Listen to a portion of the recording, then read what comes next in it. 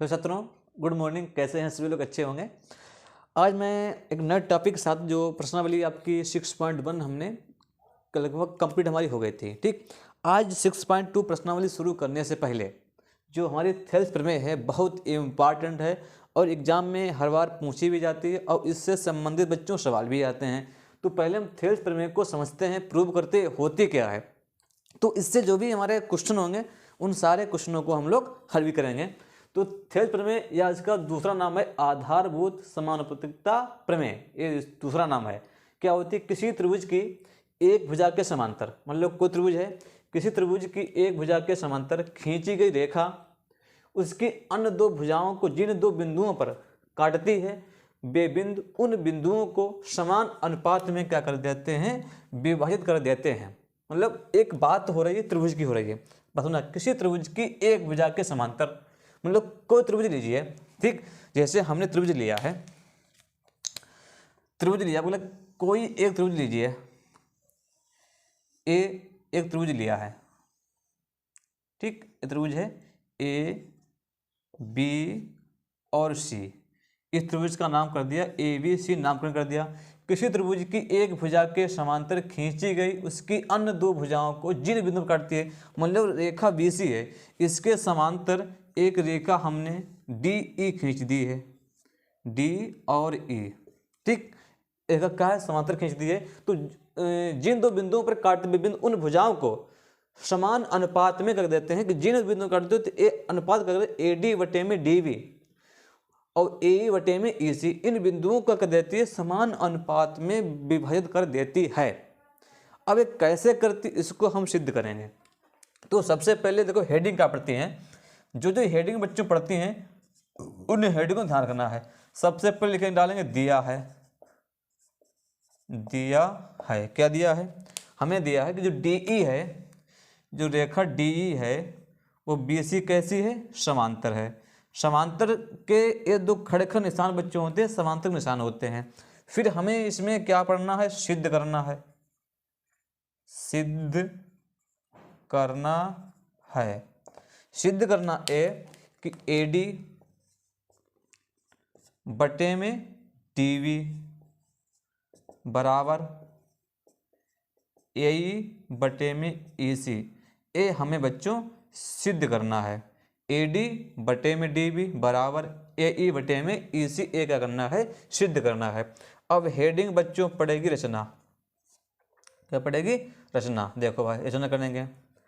हमने क्या किया? इस बिंदु बी को ई से मिला दिया और डी को किससे मिला दिया? एक मिनट रुक जाना, पॉइंट डेड करेंगे। ठीक, बिंदु बी को ई से मिला दिया, ठीक, और बिंदु डी को किससे मिला दिया?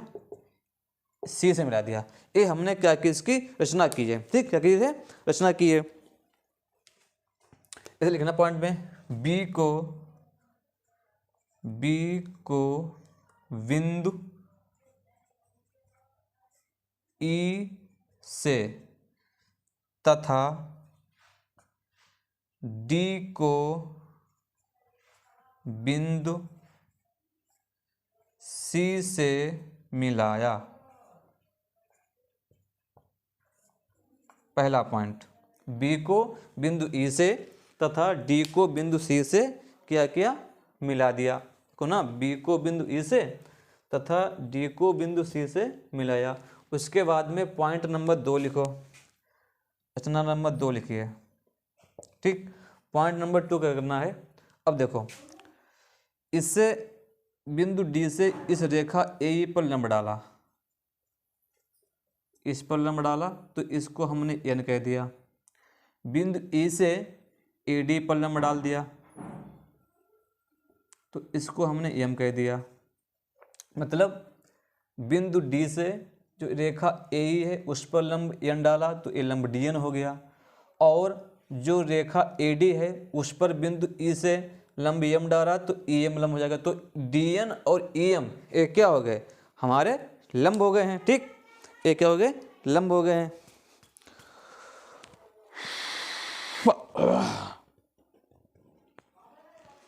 डी से, अब लिखो पॉइंट, डी से डी से ए ई पर लंब, डी से ए ई पर लंब डी एन तथा ई से ए डी पर लंब ई एम खींचा, ई एम खींचा। डी से इस वाले पर, डी से ए पर लंब डी एन खींचा तथा ई से ए डी पर लंब ई एम खींचा। ठीक, ये 2 पॉइंट करने, ये रचना हमने की और कोई रचना नहीं की है। अब देखो, अब इसको हम सिद्ध कैसे करेंगे। अब हेडिंग बच्चों पड़ेगी उपपत्ति। क्या पड़ेगी? उपपत्ति डालिए। तीसरी हेडिंग डालो उपपत्ति, उपपत्ति, उपपत्ति। ठीक, उपपत्ति मतलब क्या होता है, उसको प्रूव करना पड़ता है। प्रूव कैसे करेंगे? उपपत्ति देखो, पहले हम इधर वाली रेखा की बात करेंगे, फिर करेंगे इधर वाली रेखा की बात करेंगे। अच्छी, एक बात और समझा दें तुम्हें, जिस त्रिभुज जिस रेखा पर लंब पड़ता है वह रेखा क्या होती? आधार होती है। जैसे कोई हमने त्रिभुज लिया है मान लीजिए, ठीक, तो ए और बी और सी, तो इस रेखा पर तुमने यहाँ से लंब डाला तो ए क्या होगा? ए आधार होगा और ए क्या होगी? ऊंचाई होगी। यदि आपने बिंदु बी से ए सी पर लंब डाल दिया तो ए क्या कहलाएगा? इसके लिए ए आधार होगा और ए क्या होगा? लंब होगा। इस बात को ध्यान रखना, मतलब जिस रेखा पर लंब पड़ता है वो भुजा आधार हो जाती है। इस प्रकार समझे, जिस रेखा पर लंब पड़ता है वह भुजा क्या बच्चों हो जाती है? आधार हो जाती है। जिस रेखा पर लंब पड़ेगा वह भुजा हमेशा क्या होगी? आधार होगी। तो देखो, त्रिभुज हमने लिया ए डी ई, मतलब इधर वाले की बात पहले करेंगे। त्रिभुज ए डी ई का क्षेत्रफल निकालेंगे। त्रिभुज ए डी ई, अब देखो यहाँ हम तुम्हें यहाँ बनाकर, तो त्रिभुज ए डी ई का क्षेत्रफल निकालने फार्मूला होता है 1/2 गुणे आधार और गुणे ऊंचाई। ये सूत्र होता है 1/2 गुणा आधार गुणे ऊंचाई। अब त्रिभुज देखो ए डी ई लिया, हम इधर वाली बात कर रहे हैं, तो इस पर तुमने लंब ई से जो लंब डाला है वो ए डी पर लंब डाला है, तो ए डी क्या यहाँ पर क्या होगा? ए डी क्या होगा? ए डी आधार हो जाएगा। ए डी आधार होगा भाई, ए डी जो है ए आधार होगा। लंब क्या होगा? लंब हमारा ई एम बन जाएगा। लंब ई एम बन गया, समीकरण बन गई। देखो ना भाई, त्रिभुज तुमने ए डी ई लिया है, तुमने कहा जिस बिंदु से जिस रेखा पर लंब डाला तब वो हमेशा आधार होता है, तो ए आधार हो गया, ए आधार हुआ और ए क्या होगा? ए लंब हो जाएगा। इसी प्रकार से फिर आगे देखो, त्रिभुज त्रिभुज त्रिभुज कौन सा लेंगे? डी बी ई में, त्रिभुज डी बी ई का क्षेत्रफल, तो 1/2 गुणे आधार और गुणे ऊंचाई। तो 1/2 आधार क्या होगा? आधार हमारा बी डी होगा, या आधार डी वी कह दें। आधार क्या हो गया? आधार हो गया डी वी गुणे। अब ये जो कोण बनाया, देखो ये जो कोण बना है, एक बात बता देते हैं हमें, ये बच्चों जो कोण बना है डी और ई और बी, ये बहिष्कोण है, मतलब अधिक जो त्रिभुज है जो समकोण तो है नहीं, तो विषम बाहु है। ये विषम बाहु त्रिभुज बना है, तो विषम बाहु त्रिभुज में जब लंब पड़ता है ना तो इस प्रकार से लंब पड़ेगा ये, और इसको इससे मिला दिया तो ये बिंदु क्या हो गया? एम होगा। तो इसका मतलब लंब काम कौन करेगा? लंब ई एम होगा। लंब कितना होगा? लंब बच्चों इसमें होगा ई एम, और समीकरण नंबर 2 बन गए।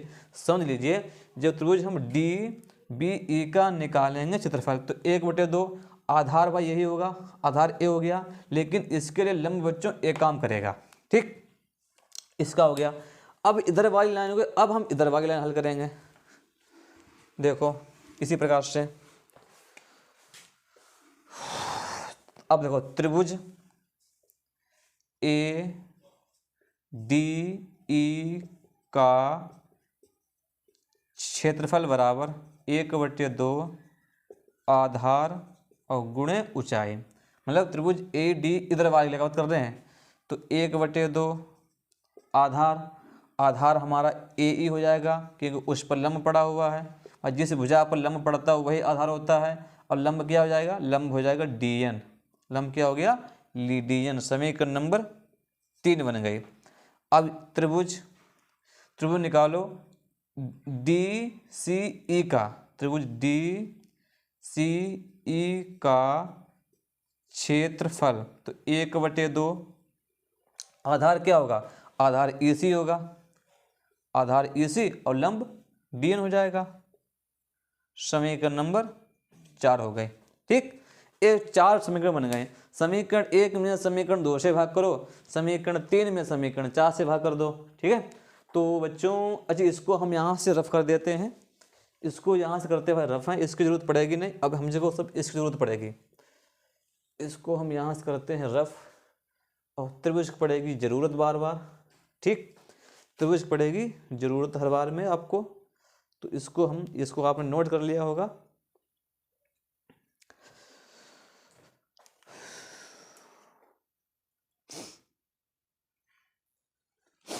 समीकरण 1 में समीकरण 2 से भाग कर दो, तो समीकरण 1 में समीकरण 2 से भाग करने पर तो त्रिभुज ए डी ई का क्षेत्रफल बटे में त्रिभुज डी बी ई का क्षेत्रफल बराबर 1/2 ई डी गुणे ई एम वटे में 1/2 डी वी गुणे ई एम। ई एम से ई एम कैंसिल, 1/2 से 1/2 कैंसिल, तो बचा क्या है ए डी बटे में डी वी। और समीकरण नंबर ए बच्चों बन जाएगी हमारी 5 बन गई। ठीक, इसी प्रकार से समीकरण 3 में समीकरण 4 से भाग करने पर तो त्रिभुज ए डी ई का क्षेत्रफल बटे में त्रिभुज डी सी ई का क्षेत्रफल, तो त्रिभुज ए डी ई का निकला था 1/2 गुणे ए ई और गुणे डी एन बटे में 1/2 ई सी गुणे में और डी एन से डी एन कैंसिल, 1/2 से 1/2 कैंसिल, तो बच्चा ए ई बटे में ई सी बच्चा हमारे पास समीकरण नंबर 6 हो गए। समीकरण हो गए, समीकरण हमारे पास 6 हो गए हैं। ठीक है, अब बस इन्हीं से कुछ सब कुछ हमारा काम है। 1 मिनट, इसको हम यहाँ से करते हैं, इनको कोई काम नहीं है। देखो समीकरण 6 हो गए ना। एक चीज ध्यान रखना, एक चीज बहुत जरूरी है, एक ही आधार ठीक, एक ही आधार तथा एक ही आधार था एक ही समांतर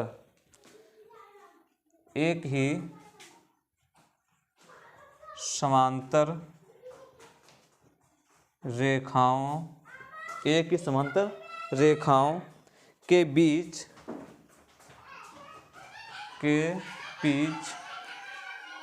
बने त्रिभुजों का क्षेत्रफल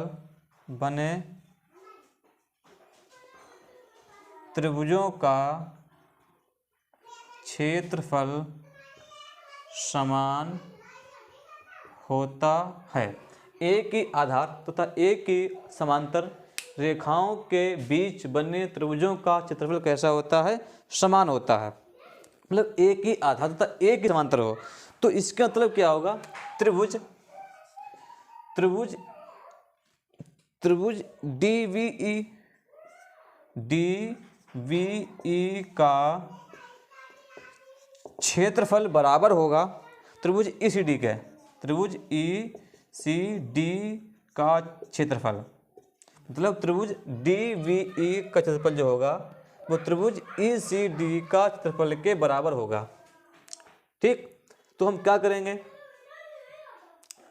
तो जहाँ पर त्रिभुज, जहाँ पर देखो समीकरण 5 देखिए, समीकरण 5 में ठीक, इसके जो जहाँ पर DV लिखा ना उसके स्थान पर क्या रख देंगे हम, ECD रख देंगे समीकरण 5 में। तो त्रिभुज ADE का क्षेत्रफल बटे में त्रिभुज ECD का क्षेत्र। बच्चों हमने क्या किया, समीकरण 5 में जो त्रिभुज DVE लिखा है उसके स्थान पर ECD का लिख दिया बराबर AD और बटे में DV हो जाएगा। ये समीकरण नंबर कितनी हो जाएगी, 7 बन जाएगी। और एक समीकरण देखो ए लिखी है, त्रिभुज ADE का क्षेत्रफल बटे में त्रिभुज ECD का क्षेत्रफल बराबर दिया गया है A बटे में EC। ये समीकरण नंबर 8 बन गए। अब देखो समीकरण 7 व समीकरण 8 देखिए, समीकरण 7 व 8 से इधर वाले बराबर हैं, जब इधर वाले क्षेत्रफल बराबर हैं तो इधर वाले बराबर हो जाएंगे। तो सकते हैं कि AD बटे में DV बराबर के AE बटे में EC। यही थेल्स की प्रमेय बच्चों हमें सिद्ध करनी थी। ठीक है, यही क्या करना था, सिद्ध करना था बच्चों, जो हमने आपके सामने प्रूव कर दिए। मतलब भाई इसका समीकरण 8 में इधर का पक्ष बराबर है और समीकरण 7 में इधर बराबर है, तो अगर इधर वाले पक्ष बराबर होते हैं तो इधर वाले भी पक्ष आपस में बराबर होते हैं। या हम ये कह सकते हैं कि इसका मान उठाकर यहाँ रख दीजिए तो भी सिद्ध हो जाएगा। ठीक, तो ये थेल्स प्रमेय बच्चों बहुत ही इम्पॉर्टेंट है। इससे संबंधित बच्चों क्या होते हैं सवाल हमारे हैं, वो सवाल पर भी हम काम करेंगे आज। ठीक है, तो लगे रहिए, जुड़े रहिए हमारे साथ में। एक प्रमेय बच्चों और भी है अभी, वो भी हम लोग प्रूव करेंगे बच्चों। एक और है, इसलिए ये एग्जाम में मतलब आती नहीं है, लेकिन इससे संबंधित सवाल आ जाते हैं। कह रहा है कि दो समान कोणिक त्रिभुजों की संगत भुजाएं, दो समान कोणिक त्रिभुजों की संगत भुजाएं सदैव समानुपाती होती हैं। ठीक, तो हम सिद्ध करते हैं भाई हैं। एक थेल्स के प्रमेय से आधारित है। एक त्रिभुज लिया हमने AV और C। ठीक, इसके बीच के समांतर रेखा D और E खींची, एक कोण हो गया, एक कोण A बन गया, एक कोण A बन गया, एक कोण A बना और एक कोण A बना। ठीक, तो त्रिभुज ABC और त्रिभुज देखो हल क्या करना है, त्रिभुज ADE तथा त्रिभुज DBC कैसे हैं, समकोणिक हैं। समकोणिक मतलब ये समान है। तो इधर अगर इसका त्रिभुज ADE का कोण A बराबर कोण A होगा। ठीक, फिर कोण D बराबर कोण D बराबर के कोण E, मतलब A हमारे कैसे हो जाएंगे, संगत कोण हो गए। कोण B बराबर के कोण C, A भी कैसे हो जाएंगे, संगत कोण बन जाएंगे। ठीक, क्या बन जाएंगे, संगत कोण बन गए। ठीक, संगत कोण बन गए।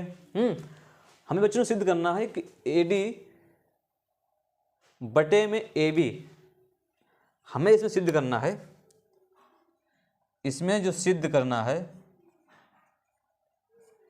AD बटे में ए बी बराबर ए ई बटे में ए सी, ए बी ए डी बटे में ए बी बराबर ए ई बटे में ए सी ए सिद्ध करना है। ठीक, तो देखो उपपत्ति, उपपत्ति देखिए, यहाँ लिख लो थेल्स, एक मिनट, थेल्स की प्रमेय से क्या थी, ए डी बटे में डी वी बराबर ए ई बटे में ए सी, ये थेल्स की प्रमेय थी, ए डी बटे में डी बी बराबर ए ई बटे में ई सी। ठीक, यहाँ लिखना व्युत्क्रम मतलब उल्टा, व्युत्क्रम करने पर तो डी वी बटे में ए डी बराबर ई सी बटे में ए ई। बच्चों हमने इसमें एक दोनों पक्षों में एक एक जोड़ दिया। ठीक, क्या कहा, दोनों पक्षों में एक एक जोड़ दिया, दोनों पक्षों करके हमने एक एक जोड़ दिया। अब ए लासा होगा, तो लासा जब होगा तो D V plus A D बटे में ए डी बन गया बराबर ई सी प्लस ए ई बटे में ए ई हो गया। और देखो A D plus D B बराबर ए बी होगा, देखो ना, A D plus D B बराबर क्या हो जाएगा, ए पूरा हो जाएगा ए बी, तो यहाँ ए बी बटे में ए डी हो गया बराबर, इसी प्रकार से ए ई प्लस ए सी बराबर ए सी हो जाएगा, ए सी बटे में ए ई हो गया। इसका कर दो, फिर कर दो व्युत्क्रम, व्युत्क्रम करने पर तो व्युत्क्रम करेंगे तो ए